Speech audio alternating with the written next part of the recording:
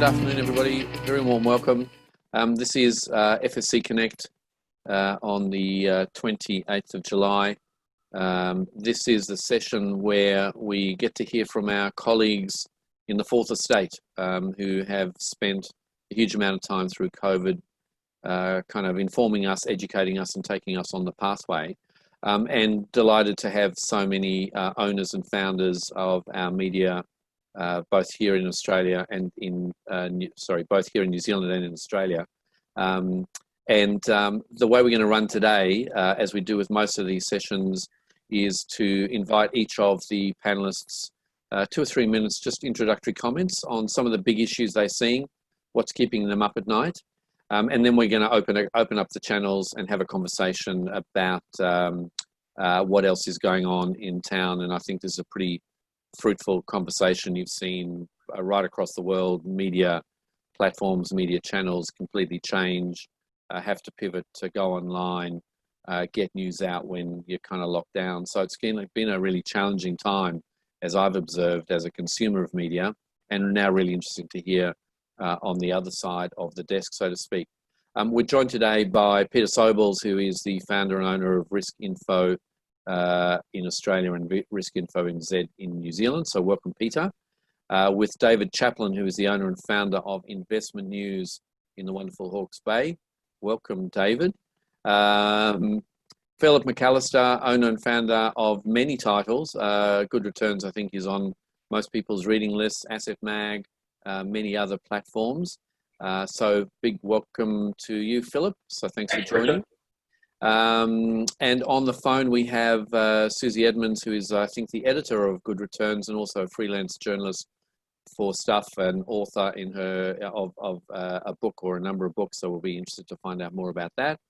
And finally, not last but definitely not least, is Julie Bennett, who is a media advisor, former journo and editor of Money Management in Australia, and provides advice to many organisations around media strategy. So really in for a great conversation. And David, if I can perhaps start with you, your sense of the last few months, COVID, what's been the thing that has kept you up at night? Sure, I'll give you a few thoughts, Richard. I just want to say hi to everyone. Thanks for coming and thanks for the invite, Richard. I don't get out much these days and I'm still not getting out, but here we are. I know that you wanted me to talk about what keeps me awake at night in the COVID-19 era, but actually I'm sleeping pretty well these days. For me, the real nightmare begins when I wake in the morning and read the news. These days I just stick to the headlines though, because that's enough kind of drama for me. But looking back to when New Zealand went into lockdown, I suppose I had a few worries. Aside from getting sick and dying and shopping in the supermarket, there were other things that I was thinking of. Firstly, there was a possibility that the financial services industry just stopped working and I would have nothing to do. But as it turned out, both the industry and news kept going through level 4 as essential services, and it was more or less seamless. But my other worry, which I think had more substance, was that the regular industry news that I follow would be overwhelmed by virus panic. In some ways, the pandemic has been a real gift to media, as there's always some new drama, like a death statistic, or someone escapes from quarantine and so on, that just keeps the story rolling on without much effort from journalists. But in the specialist area that I work in, all that kind of mainstream drama is pretty much irrelevant. Of course, there's some huge implications for the industry from the economic and financial side effects of COVID. But there's also regular stuff going on in the background that are worth coverage. People moving jobs, new products, regulation, FMA reports, and so on. So I made a conscious effort to write about those things as much as possible. It's not easy though. Just about every story gets infected with some mention of coronavirus, despite my best intentions. But mostly, I think I've been lucky to be working in a business that is still functioning sort of normally and living in a country where you can sleep at night. And that's me for the time being, Richard. I hope that's been what you wanted. That's awesome, David. Thank you. Peter, let's head across the ditch. Australia felt like they were tracking the New Zealand experience, and then sadly in the last month or so, completely not. Tell us how it's been for you covering both sides of the Tasman, and how things are now in Australia, a la the media. Yeah, I can do that, Richard, but I can't help initially noticing that I'm talking to you today from Melbourne. And so I couldn't let that go unspoken, and have a think about the different experiences, just on a broader level before we get into the media, Richard, about COVID and living with COVID in Melbourne compared to the rest of Australia and in New Zealand, and how much better New Zealand has done than Australia. And it has in part to do with the way New Zealand is structured as a country. In Australia, we operate under a federal system, and New Zealand doesn't have that extra layer of government. And I think that's one reason why New Zealand has succeeded so well in suppressing the virus. With the second spike of coronavirus in Melbourne, mostly Victoria and Melbourne, it happened because of issues apparently that were related to hotel quarantine, and that's a state-based administration issue compared to other issues that Australia's faced at a federal level.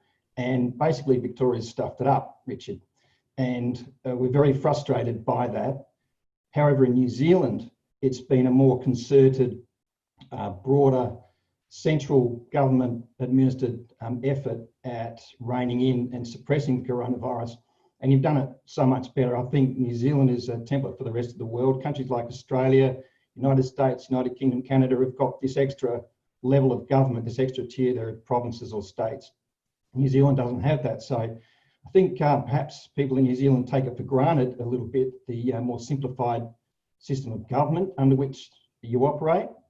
But I think it's been fantastic the way New Zealanders have come together, firstly, and perhaps the decisions, it seems the government's made good decisions with going early on lockdown, and New Zealand really is setting an example for the rest of the world.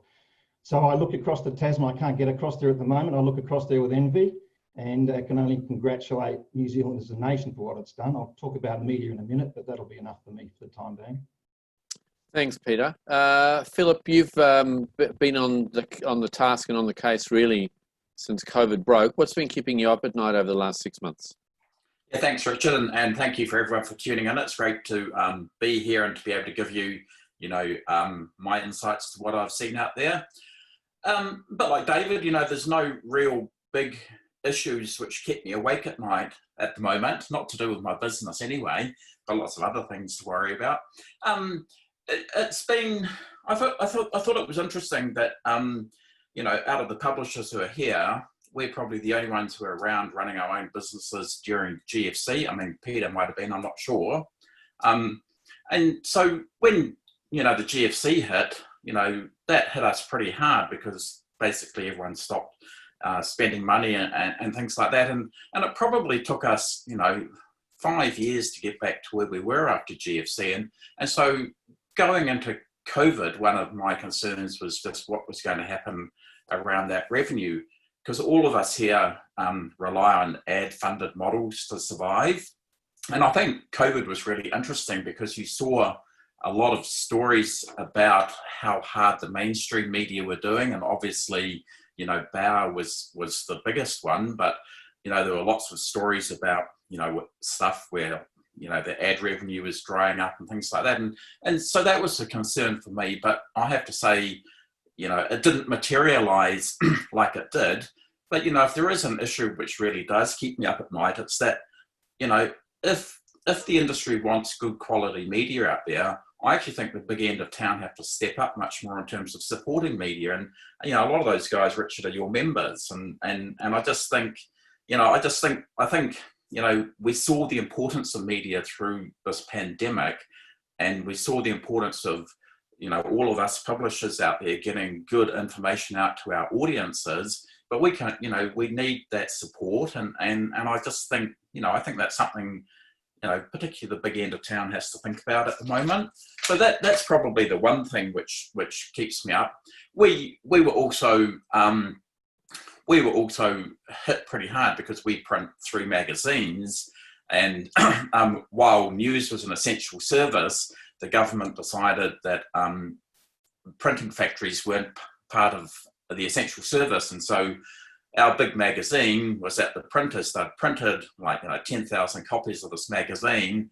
They hadn't bound it all up, and then the government closed down the factory. So we end up with all these thousands of magazines sitting on the floor of a warehouse, which at the end of the day we had to throw away. And then we couldn't even print May issues, and so that was a real big issue for us, and we were probably different to the others, but it also, you know, it was also stuff you learn out of that, so it was quite good. Well, there were good things as well, but it's, you know, it certainly hit us big time in terms of our revenue. Fantastic. We'll come up and pick up some of those themes around the model and pay for use and funding and so on. Susie, you're in the car at the moment, and if we can go to you perhaps for your views on what's been keeping you up at night, given that you write both for mainstream and also for trades. Sure. Because you've got Philip on the line, I'll talk to you from a staff point of view, because I'm business news director there now. And so I guess for me, what this whole experience has really shown is the appetite that people have for news. And it's kind of, I think it's made a lot of New Zealanders realise that news is actually really important. You can't just rely on Facebook to tell you what's going on. A good case in point was there was a couple of days when there was this rumour that was getting bigger and bigger that New Zealand was about to go into lockdown. And we even had teachers ringing us saying, you know, you need to tell us what's happening. And we just didn't report it because it wasn't true. And so we need to be seen as the source of truth, I guess, and we need to be trustworthy. And I think this whole experience has made people realise how important that is. This will make me sound really, really nerdy, but every year I set myself some goals. And one of my goals was to reach a commercially sensitive number of page views on a story. And I thought, oh, there's no way I'll get that. And then within March, it happened 12 times. And so it's just, the demand was amazing. But at the same time, there wasn't the advertising support. So I think Philip's right that, you know, we do rely on people to support what they consume in the way of the media. There was also, at the same time, a huge surge in interest in finances and personal finance, KiwiSaver. And that was something that I hadn't really seen before to such an extent and so quickly. I think it would be really good if the industry could kind of harness that, because I think it's still there, and work out where to go with that from here. I had so many emails coming in from people saying, what do I do with my KiwiSaver? It's gone down. I want to buy a house. What do I do? And just basically freaking out. And the way that the industry responded was quite interesting, I thought. You got some of the kind of newer KiwiSaver providers and maybe more niche ones doing webinars, videos, lots of newsletters. But maybe they had the KiwiSaver members who are more engaged anyway, and there did seem to be a lack of information. I mean, it's probably not for want of trying, but it seemed to me that a lot of KiwiSaver members weren't getting the information they wanted from providers. And from my perspective, the people who fronted up to speak to me and to do live chats and stuff were sorted and Martin Hawes.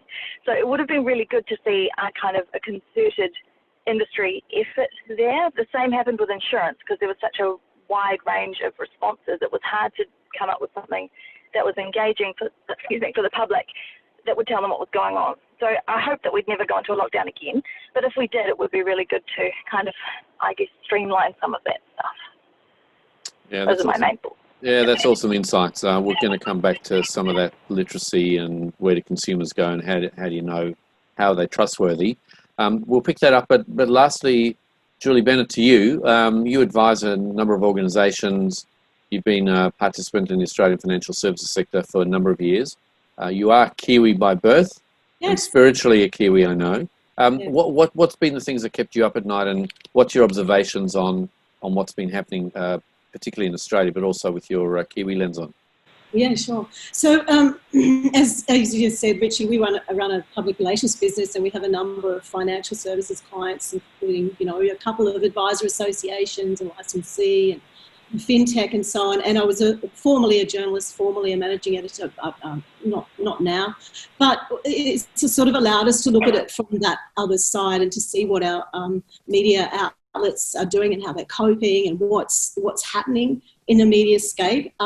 Look, to be honest, I'm going to take a little bit of a different tack. So what we've seen in media since COVID is really a continuation of what I think was a bit of a trend to pivot more to digital, as you alluded to earlier. We've seen publications, at least sometimes temporarily, sometimes permanently, stop their print, and I think that's the challenge that you talk to, Philip. And the run-on effect of that for me has been a little bit of a concern around where social media is taking us. So, Susan, you were talking about how, the trusted voice. And now more than ever, we need you guys to be the trusted voice because, there's understandably a whole lot of concern around what COVID presents to us as communities, not just from a health perspective, but also from this financial perspective, and we need the media now to be kind of the voice of reason, and it's so important to have you guys there, and as you said, Philip, for the industry to support those media outlets so that you can continue to do the great work that you do. So if it's a concern, I guess it's or what's keeping me awake at night is as kind of Susan, you pointed to, that there's a lot of talk on social media and suddenly everybody has has the opportunity to speak, and like that's great, but we also need to be able to have that reasoned voice, to have that the media filter. So you guys are doing an incredible job, and it's a difficult job, but we need you more than ever. So yeah, that's my concern. Yeah. Thanks, Julie. So let's pick up this theme of trust then. Everyone's got an opinion, but it's not always true, correct, and evidence based. So how do we make sure that the trusted voices actually get out there, or is that train well and truly left the station? David, what's your thoughts on that? Well, I think in the industry that I work in, which is specialised and for a special audience, it's kind of you build that trust over time, right, with a group of people, and you are quickly found out if you're not, right. But in the wider media, I think that train has left, as you said. I think it's a free for all, and opinions matter more than facts. Susan, you're obviously with your stuff hat on more on the mainstream. How does it play out from your perspective? Well, trust is a huge part of the strategy for stuff now going forward under the New Zealand management, and so it's one of the key pillars that we're focusing on, because it's really important that we are the trusted voice, and we do that by, I guess, using expert sources, citing research, fronting up when we get it wrong, that sort of thing. I think we just keep proving that you can rely on the information that we give. And it's right that, people always say there's so much opinion in the news now, and there is a lot of opinion, I think, but I think as long as it's, correctly labelled and clearly opinion, and we say what the person is, who the person is and where they're from, I don't think that detracts from the trusted. Yeah. Thanks, Susan. Philip, is online, are most people, to Susan and Julie's earlier point, are most people going onto Facebook News to consume their trusted sources, or how do industry and mainstream media kind of become the trusted source that people go to that first before they kind of jump on Twitter and just get anyone's opinion? Yeah, a really interesting question there, Richard. I think trust, the point David made is correct about trust is something because we're trade publishers and we work in that space, I think, it's different for us compared to the mainstream media. And I think, the key for trust in terms of what we do is, to do the right things and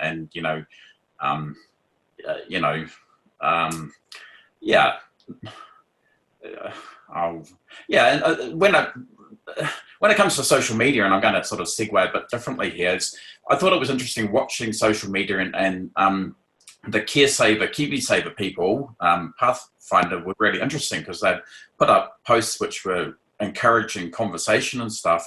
And you saw a lot of these messages and these threads come up, and I was fascinated by some of the comments coming from the public. But what was good about what they were doing is they were trying to build trust by actually fronting up and answering questions. And I don't think that, you know, the players in the industry necessarily do that well enough, and it's something which I'd like to see more of the providers actually be more proactive in terms of, you know, correcting things and getting into discussions and actually managing the messages better. And I think that would help build trust to some degree. Yeah, interesting. Thanks, Philip. Peter, your observations on this? Is there a difference between trades and mainstream in terms of how they distill the essence of trust to their audiences? I think so, Richard. There's a couple of things that have given me the irrits over the journey. One of them being that we're talking about trade, media, and mainstream media, and we're also talking about print media and digital media. And it's always annoyed me that just because something is written in the digital form, a journalist writes an article and it's delivered in some sort of digital form, it has less value, less cachet than someone who's writing in mainstream financial services media or mainstream mass publication. Somehow the public perception, in my view, in both New Zealand and Australia, is that if it's in print, it has more validity than if it's digital. It's not as valid, it's not as trustworthy. So I think it is a challenge, irrespective of whether it's mainstream media or industry media, the challenge of delivering validity and gaining trust in a digital format. And it's not easy. And what you need is tenure. You need to be consistent with how you report narrative, how you report stories. You've got to be accurate, consistent, and that builds trust over time. And if you're faithful to what you do and how you do it, Philip, just coming back to you, I launched Risk Info at the height of the global financial crisis in 2008. I didn't know it was the height of the global financial crisis. I just didn't know any better. So I've kind of experienced those cycles, and you just need day in, day out to be faithful to how you deliver value, and try and walk in the shoes of the people that you're writing for. If you do that, and if you're conscientious about it, then I don't think it matters if it's print or digital. You'll build trust and you'll build a following. So Richard, yeah, you go, Philip. Oh, look, Pete makes a really good point. Is that there is the readers see digital and print quite differently, and one of the big learnings for us out of the lockdown is how much people value print and how important print is. You know, often people talk about print as being dead, but if there's one thing that we knew, well, we'd always believed in, but, you know, COVID proved to us, is that our readers love our printed products, and when they don't get them, man, did we get calls and emails, and I think there is a big trust factor around that print version versus the digital. So it was a really interesting learning, and yeah, look, print is certainly very, very strongly supported by readers. So let's just pick up this topic. Oh, sorry, Jules, you go. I kind of, well, again, I'm speaking from the outside, you know, but I kind of tend to, disagree a little bit, because I think in Australia, at least, there's a lot of readership of the online, particularly trade media, and I mean, a personal preference, I would always go online rather than to the print version, because the beauty of the digital version is currency. You know, it's so up to date, it's up to the minute, and you know, people are putting new stories out all the time. They're working on it. You can see them working on it. You can see breaking news. And the print, you know, when the print copies arrive at my desk, you know, obviously I read them, but it feels older.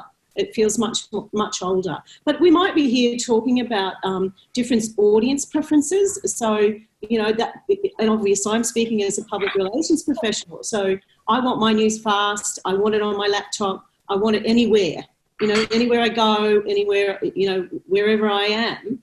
So it may be my perspective, but it is also, you know your audience is better than me, but I just think there's a lot of actual merit in those digital versions, and actually an ongoing respect for them.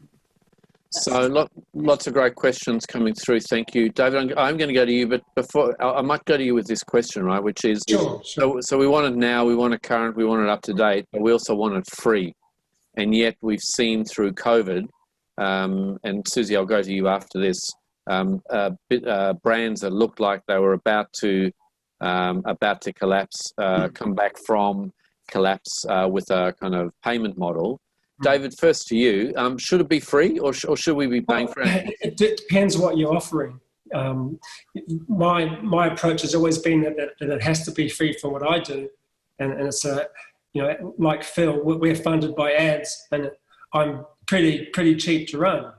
I'm a lean model, but for a staff or a listener, all those magazines, they're pretty expensive to run, and people should probably pay for quality, but I think people are used to free, and it's hard to make them change. So I know, especially in a country the size of New Zealand, there's not that support to do it. But there are people who are trying. I mean, I know Business Desk is doing like a subs model, and the Herald's trying to shift that way as well. So I suppose it can work for those larger publications. Susie, I'll go to you on this one because, watching stuff come back over the last couple of months, and the whole narrative around that was pretty inspiring. And it lives on a payment model, doesn't it? No, we have a supporters model, so you can choose to donate, but you don't have to. Gotcha. And something that I think is quite interesting about the whole paying for online news thing is that people often say to me, if I buy a subscription, say, to the Herald, I don't want to see any ads online. And that makes no sense to me, because you buy a subscription to the print product and you see ads. But people are just so conditioned that they deserve, they have this right to get it free. And then anytime you expect them to sign up with some money, they feel a bit affronted. But I think people have to come to terms with the fact that we need to invest in good journalism, and there are people working really hard, every day to bring them the news that they rely on, and they should be willing to pay for that like they would any other service like Netflix. Surely we're worth investment. Yeah, exactly. Philip, what's your take on that? What's the model in your world, and will it change? Oh, I'm not going to tell you what I'm going to do. That's good. Not with all these guys here. Oh, look, I mean, one of the beauties about the digital side of publishing is that you can change your model quite easily, and there's lots of different things you can try, and we're constantly trying to develop new revenue streams within our business, and I guess because we've got a bit of scale, we can actually do that. Susan's comments about valuing news is really important. How you get people to pay for it is a challenge, and none of us has been bold enough to go down that path yet. Will it happen? I don't know, and maybe one day. But look, if you value something, you should be prepared to pay for it. I mean, it's as simple as that. But one of the worst things about the internet and how it was set up is, everyone gave everything away for free way back in the start, and that's now become the mindset, and that's one of the craziest things about the internet. Yeah. Pete, your take on this? Yeah, mulling over it, listening to the comments, Richard, just to take a small step back or look at it from a different perspective, I look at it in terms, not so much paid models for delivering news or free models where advertising revenue is the commercial side of it, but what is it that we do as a publication? What is it that Good Returns does, investment news? How is it in the first instance that we deliver value? What is it that we do that delivers value? And so we don't send news, we don't send emails to advisors. That's effectively what we do, but that's just the vehicle through which we currently deliver value, news and information.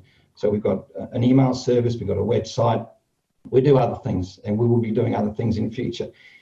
If you can put together a proposition that has value for someone, in our case, in each of our cases, for everyone on this conversation today, for all the publishers on the conversation, it's talking to the financial advice community or the financial services community. you can package up something that has value, someone will pay for it in one way, shape or form, whether it's institutions who want to send their message to our audience, or perhaps, Philip, I haven't got the courage to do it, charge for our news in future. I'll talk to you later, see how that conversation goes. But it's all about a business that can deliver value in a commercial way, Richard. At the moment, for industry publications, that delivery of information that has value is free, and it's a pretty decent model, but who knows what the future will bring. And within that, there's this thing, I wasn't going to say it because I'm going to get it wrong, but there was this organisation in America that built the best carburetors the world's ever seen, right up until the time they went out of business, because they thought they were in the business of building carburetors, but they weren't.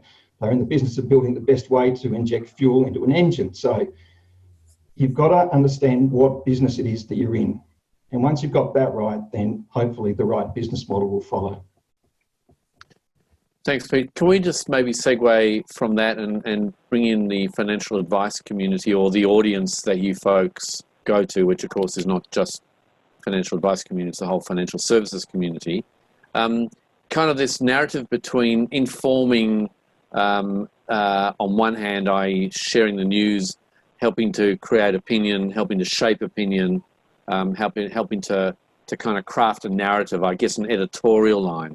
Interested in that as a discussion. And Philip, maybe we can start with you. What's your sense about the way your mastheads kind of craft that part of the role that you play? We like to think of ourselves as industry leaders and developing discussion and thought leadership and trying to get people to think about issues as opposed to just reporting on things. I think that's a really important role for us to play as a publication. And I guess a part of that comes back to, my long time in the industry and the stuff I've done over the years. And I see opinion shaping as being quite an important part of what we do. And certainly the feedback we get, that certainly would seem to say to me that we're quite successful in doing that. I think that's an important part of what we do. Yeah, definitely. And we're probably a bit different in that sense. Yeah. David, how about for investment news? I kind of specialise in trying to keep ahead of what's going on. Trying to be the leader on the news side. So, for example, the FMA report I published this week, it was a bit controversial and caused a bit of fuss, but it was real news. It's real things that people are talking about that are important and are part of the discussion. So it's kind of talking to the people who are in the industry, who know it, and trying to see what are the issues that are coming up. And that's what I try to do, as well as, the business, who's winning money, who's changing jobs. So all those kinds of things, all those little details are real important in telling the stories. Great. Jules, just over to you and your sense of what's happening both sides of the ditch.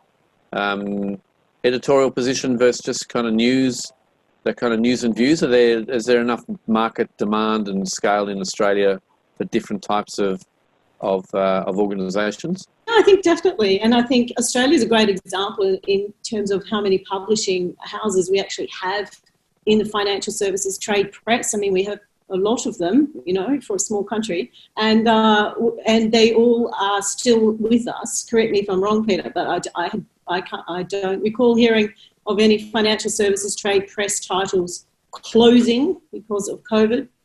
We still have a lot. No, so we have a lot of titles working in the space, and that reflects, I think, the diversity of the industry and the many facets of the industry. So, Pete, you're obviously into risk, and that's a great niche for you and for Australia. And I think it's been critical for us to have a diversity of news in this space, because we've had a lot of issues to deal with, and over at least, for as long as I've been in the industry, which is, and certainly for the last 10 or so years, advisors have had to deal with a lot of change, and that's an understatement, a lot of change. So, the media has reflected that and has discussed it and provided a forum for that. So there's editorial opinion which shapes the financial services debate, and that's all being carried out. A lot of that has been carried out, rather, in the financial services trade press. And yes, we do have the Financial Review, and yes, we do have titles like the Sydney Morning Herald with their finance pages, but a lot of industry debate about the structure and the future and the ongoing viability of the industry has been discussed in trade media, and that's been so important and continues to be so important. Susie, I might just go to you if I can, just on the topic of consumers' resilience, that kind of massive growth in demand for KiwiSaver and what to do with my money stories. Can you play that out a little bit further? Yeah. As it played out for you? Well, it used to be that we'd write stories, and there was always a level of interest in personal finance stuff, but it has really just gone through the roof. And I know that it's been hard to get some KiwiSaver providers to engage, I think, because they're worried about drifting into that area of giving advice when they shouldn't. But I think it's not a great solution if that means it falls to me, because I think the FMA would agree there's only so far you can push the exemptions for journalists to the financial advice rules. And I think that there must be a way that we can get the industry and the consumers together in a way that works more effectively. People talk about it being robo-advice, but I don't think these people are going to go to robo-advice. They're not at that level. They're still at does the government own my KiwiSaver money level, sometimes. So we need to build from that and find some way to, bring them up the layers and make the most of it. Do you think the fundamental... Susie, do you think the fundamental change happened because people had time on their hands and they kind of got interested in finance, or do you think it's like this is actually a bit of a ground shift that consumers are actively more involved with their money and their decisions and so on?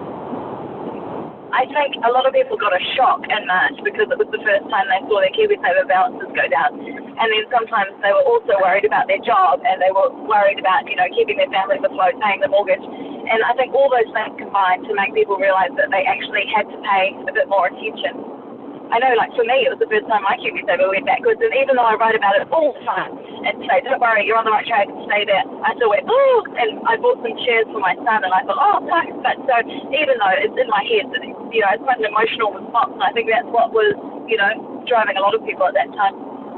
And is that still happening? Are you still seeing a lot of those kind of demand for stories and emails coming through, or does it settle down?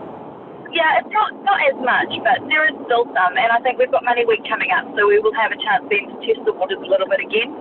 Should be interesting. Yeah, it was interesting. I mean, in that context, the FSC launched our Money and News story in the Financial Resilience Index, and the interest from the marketplace, both trades and mainstream, was huge, beyond what we completely expected, and it kind of seemed to tap a nerve of stuff that people wanted to talk about. So, Sorry, you go. No, I agree with you. I think that there is definitely demand at the moment. Fantastic, folks. I'm going to round out this conversation at 16:11, and we always promise to have you out the door after about 45 minutes. And perhaps we'll just go around the panel in terms of outlook. If we're having this conversation in 12 months' time, where do we think we're at? What might have changed?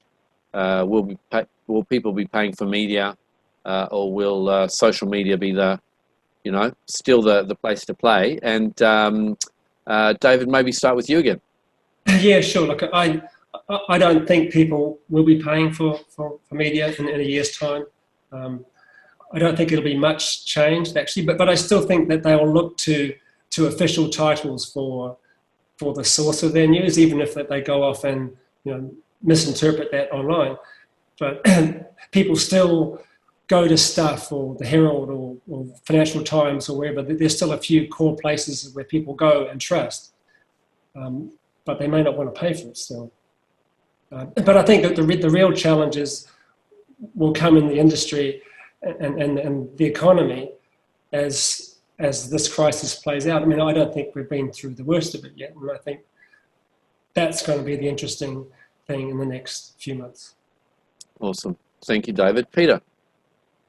Perhaps, Richard, just picking up on what you and Susie were talking about engaging with the consumer on financial services, financial advice issues. One area that I've been pretty critical of the industry in both Australia and in later times in New Zealand is the inability of the financial services, the financial advice sector to get its message across the river to the consumer in a way that will engage with them, in a way that will tell them or have them appreciate the value of financial advice in the circles I work in particular, the life insurance advice. So there's a challenge for the media as well as for the financial services sector in how it bridges that gap. And the way I kind of look at it sometimes is you've got this river that divides the industry and the consumer. So you need to build more bridges or widen the bridges that already exist. And Money Week's a great example of perhaps doing both, actually. It already exists, so widen the bridge, build more bridges,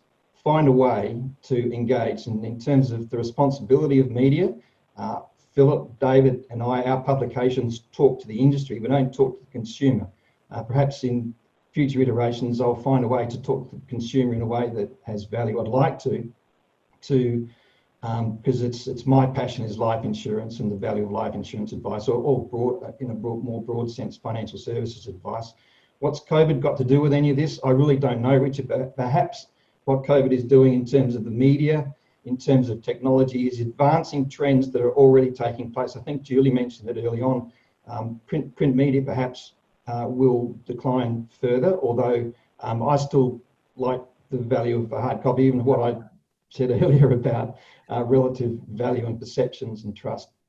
But there will be evolution in any case, and perhaps what the last few months has taught us is that that evolution is coming quicker than perhaps might otherwise have been the case.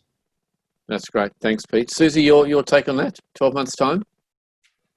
Well, I think so far we've seen that there is willingness from consumers to pay for media even through the supporter model when they don't have to. So I hope that we would continue to see that grow.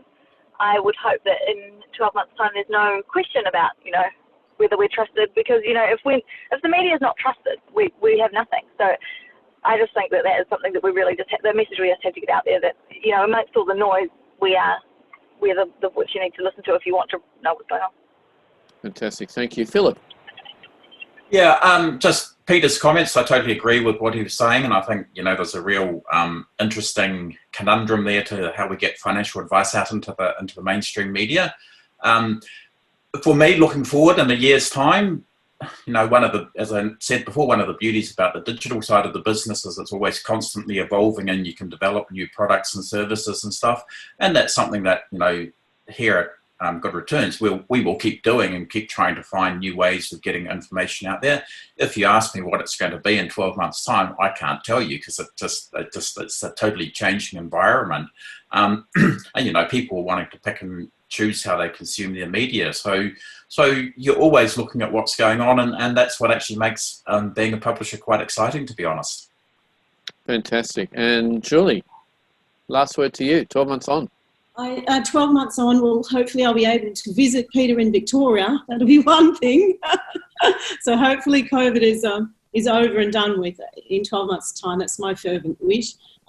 But what will that mean for the media landscape? I can't see in Australia that we would pay, certainly for our trade media. I do think that we might be more encouraged to join that supportive model that Susie talked about.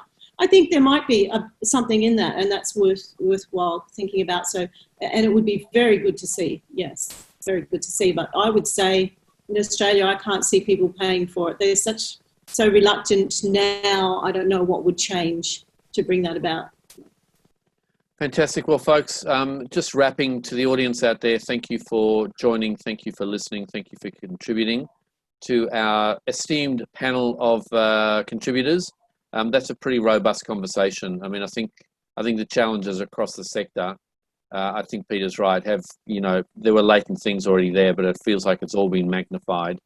And as the stresses came on, people had to sink or swim. And it feels like collectively as a sector, we've swum pretty well and done stuff that we maybe thought we couldn't do. I mean, who would have thought you would be running call centres for large institutions, from lounge rooms and garages and bedrooms and so on.